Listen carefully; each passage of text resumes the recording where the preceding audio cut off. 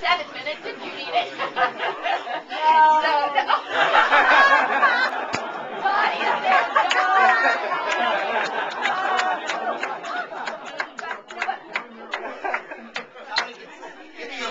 That should get I think actually we're gonna just take a little sidestep. I know Mr. Shannon just walked in, so Steve, you want to have a moment to talk to the crowd? I know you just walked in.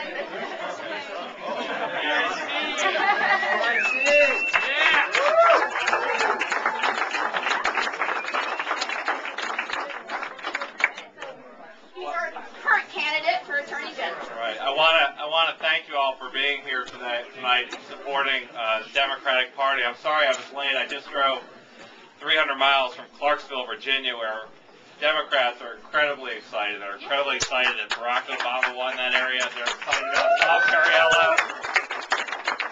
We need to keep up the energy. And what I said to them was, I was heading back to Mount Vernon tonight.